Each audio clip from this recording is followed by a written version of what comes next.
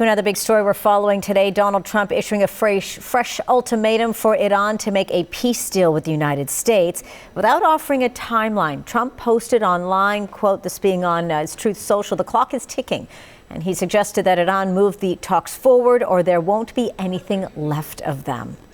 And there could be indeed some movement today, perhaps as the United States and Iran continue to exchange peace proposals via mediators in Pakistan. The CBC's Cameron McIntosh joins us now from Jerusalem following the latest from there. Cam, so what can you tell us about these peace talks and where they stand now? Well, Angie, definitely a lot of people in this region here watching President Trump's social media posts. What we can tell you is that there is mediation going on that's being done by Pakistan.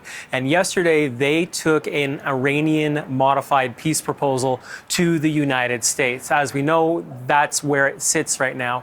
In that proposal, Iran says it's asking for relief from sanctions and to have some of its assets unfrozen by the United States. Now, this is an area where the United States has said it can work with Iran. In fact, last week when there were peace negotiations going on, the United States said that it was willing to do some things there with Iran. But it and Israel, they want Iran to give up its enriched uranium that could be used to develop a nuclear weapon. So far, Iran has refused to do that. Compounding this is the issue of the Strait of Hormuz. Iran has effectively blockaded it.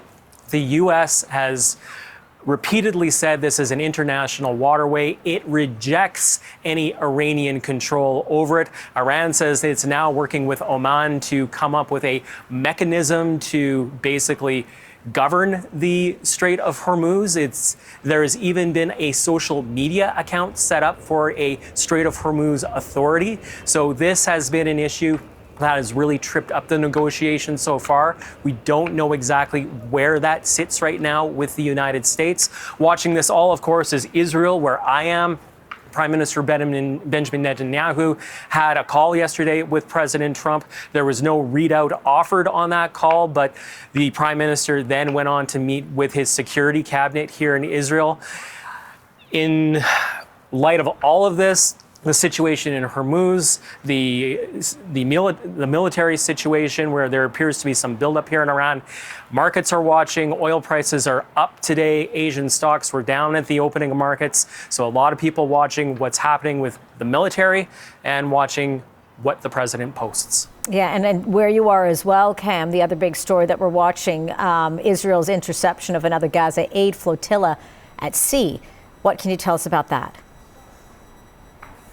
Yeah, another flotilla is making its way to Gaza, or at least attempting to. This is about 50 small ships with about 500 activists from nearly 45 different countries, including Canada. We're told by organizers in Canada that there are about a dozen Canadians on their way. One of them we reached at sea. His name is Ihad Latoyev. Here's what he had to say. You can consider this mission that we are on as a civil disobedience. We know that Israel is enforcing the blockade of Gaza. We consider this blockade inhuman and illogical and meaningless.